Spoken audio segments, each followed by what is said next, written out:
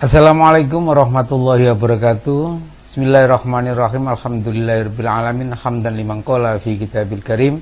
A'udzu billahi minasyaitonir rajim. Rabbis shrah li sadri wa yassir li amri wahlul 'uqdatam min lisani yafqahu qawli. Amma ba'du.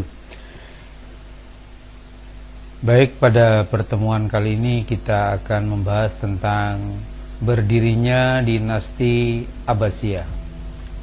Indikator yang akan kita capai pada pembelajaran kali ini adalah siswa mampu menjelaskan sejarah berdirinya Bani Abbasiyah, menyebutkan proses terbentuknya sejarah Bani Abbasiyah, menampilkan tokoh-tokoh yang berperan dalam sejarah berdirinya Bani Abbasiyah, serta mengidentifikasi faktor pendukung sejarah berdirinya dinasti Bani Abbasiyah. Latar belakang berdirinya dinasti Abbasiyah. Pemerintahan dinasti Abbasiyah merupakan kelanjutan dari pemerintahan sebelumnya, yaitu dinasti Umayyah yang telah digulingkan. Dinamakan dinasti Abbasiyah karena para pendiri dan penguasanya merupakan keturunan Abbas bin Abdul Muthalib, paman Rasulullah. Nama Abbasiyah berasal dari kata Al-Abbas, dan Abbas itu adalah nama seorang keturunan dari Bani Hashim. Berdirinya dinasti Abbasiyah dilatar belakangi oleh terjadinya kekacauan dalam kehidupan bernegara dinasti Umayyah. Menjelang runtuhnya dinasti Umayyah ini, para khalifah dan pejabat negara lainnya melakukan kekeliruan dan kesalahan yang menyebabkan terjadinya kekacauan tersebut. Kesalahan dan kekeliruan dinasti Umayyah yang menyebabkan runtuhnya dinasti tersebut. Dinasti ini menganak-emaskan atau mengistimewakan bangsa Arab atas bangsa lainnya dan menganggap rendah kaum muslim non-Arab atau yang biasa disebut dengan Mawali. Sehingga orang-orang Mawali merasa kecewa atas perlakuan ini. Dinasti ini memihak kepada salah satu golongan dari suku Arab yang bersaing dalam persaingan antara Arab Utara, Mudhariyah, dan Arab Selatan, Himyariyah. Penguasa dinasti Umayyah mendukung salah satu suku, yaitu suku Himyariyah, sehingga suku yang tidak mendapat dukungan merasa kecewa. Dinasti ini selalu menindas para pengikut Ali dan Bani Hashim. Dinasti ini juga mengingkari salah satu isi dari perjanjian Amul Jamaah, yaitu setelah jabatan Khalifah Muawiyah berakhir, kekuasaan akan diserahkan pada musyawarah kaum muslimin, tetapi Muawiyah dan penerusnya justru mengangkat putra mahkota. Banyak di antara pemimpin dinasti Umayyah melakukan pelanggaran terhadap ajaran Islam, yaitu bergaya hidup mewah, berfoya-foya, meniru gaya hidup penguasa Romawi, sehingga para penguasa seperti ini memiliki figur yang lemah.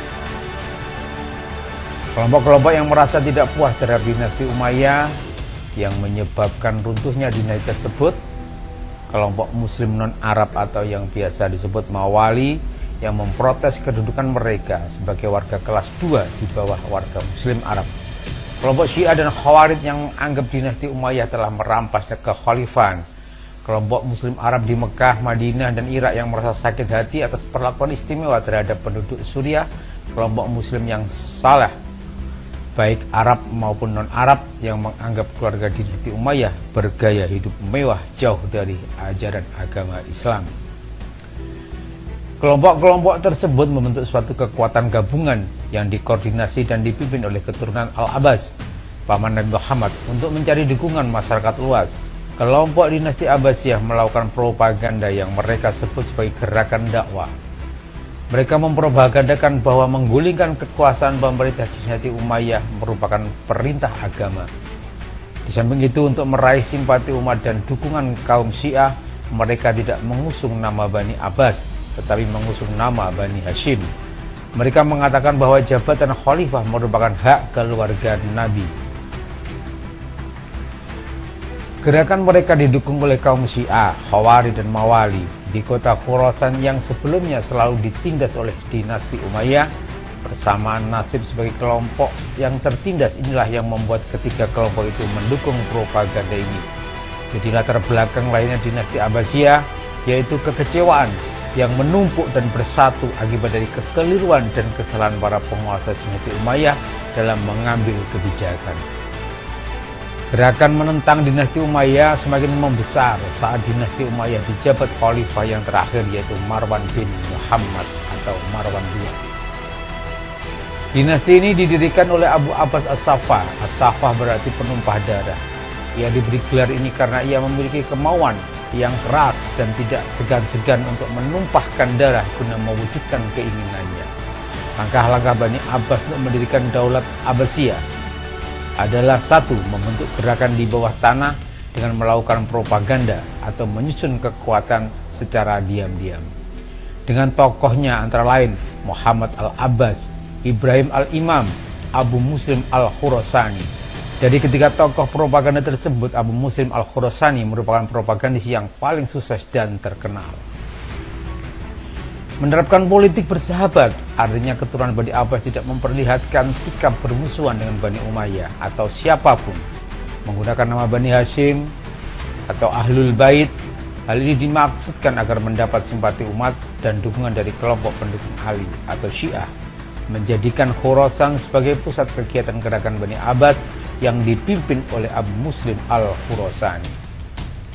Strategi ini ternyata berhasil menghimpun kekuatan besar dan dahsyat yang tidak bisa dibendung lagi oleh golongan manapun juga.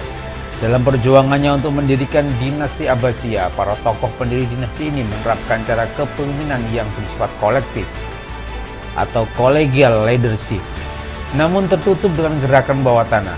Para tokoh pendiri dinasti Abbasiyah menetapkan 3 kota sebagai pusat kegiatan, yakni Humaimah sebagai pusat perencanaan organisasi, Kufah sebagai kota penghubung, dan Khurasan sebagai pusat gerakan praktis.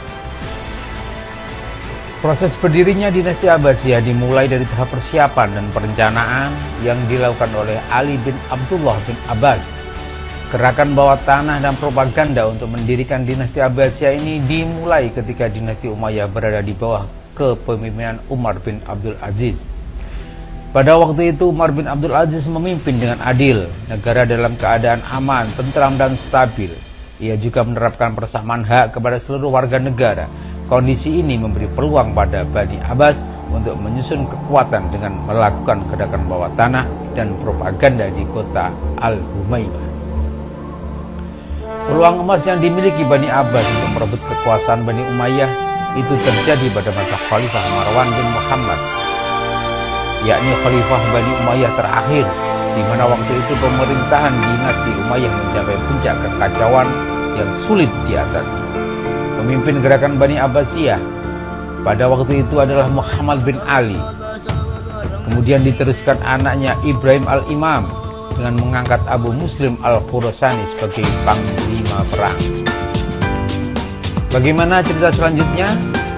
Nantikan di tayangan video berikutnya. Tetap bersama di SKI, belajar SKI makin menyenangkan. Sampai sini dulu. Assalamualaikum warahmatullahi wabarakatuh.